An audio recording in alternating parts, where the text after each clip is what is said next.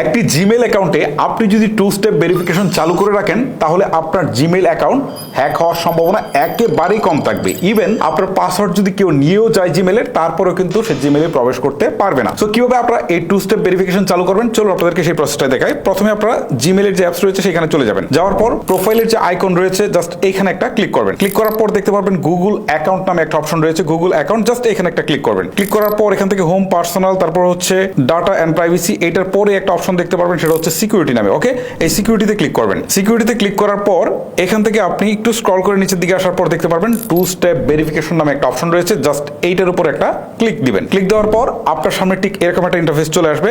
এইখান থেকে বলছে যে অ্যাড ফোন নাম্বার, জাস্ট এখানে একটা ক্লিক দিবেন। দেওয়ার পর আপনার একটা সচল ফোন নাম্বার এখান থেকে দিয়ে দিতে হবে। তার আগে হচ্ছে এখান থেকে কান্ট্রিটা সিলেক্ট করতে হবে, মানে কান্ট্রি কোডটা। সো এইটার উপরে ক্লিক দিয়ে আপনি হচ্ছে এখান থেকে বাংলাদেশ সিলেক্ট করে দিবেন। ওকে, আমার এটা যেহেতু বাংলাদেশ, আপনি আপনার কান্ট্রিটা দিয়ে দিবেন। আমার বাংলাদেশটা আমি বাংলাদেশ সিলেক্ট করে দিচ্ছি। এখন এখান থেকে কান্ট্রি কোডটা শো করছে। এখন আমি একটা সচল ফোন নাম্বার দিয়ে দিব। একটা ফোন নাম্বার দিয়ে দিয়েছি। এখন এই ফোন নাম্বারে কিন্তু একটা কোড যাবে, সেই কোডটা কিন্তু এখানে বসাতে হবে, তা নাহলে কিন্তু টু স্টেপ ভেরিফিকেশনটা কখনোই সম্পন্ন হবে না। ওকে, আমি নাম্বারটা বসিয়েছি, এখন নেক্সট বাটনে ক্লিক করে দিচ্ছি। ওকে, আমি কোডটা বসিয়ে দিয়েছি, এখন ভেরিফাই অপশনে একটা ক্লিক করে দিচ্ছি। অলরেডি এখান থেকে দেখাচ্ছে যে এটা অ্যাড হয়ে গেছে। সো এখন আমি ডান বাটনে ক্লিক করে দেই।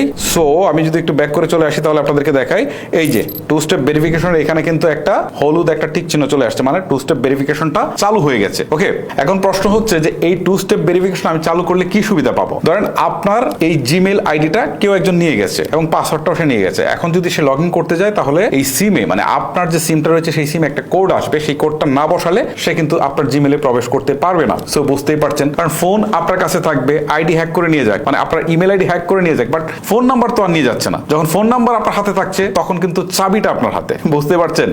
এটা হচ্ছে বড় একটা জিনিস। এই জন্যই টু স্টেপ ভেরিফিকেশনটা চালু রাখতে হয়। এটা যদি চালু রাখেন তাহলে আইডি হ্যাক হওয়ার সম্ভাবনা একদমই কমে যাবে। ওকে, আমি বলবো প্রত্যেকেই এই টু স্টেপ ভেরিফিকেশনটা আপনার জিমেলে চালু করে রাখবেন। গাইস, ভিডিওটা লেন্দি করবো না, এখানে শেষ করবো।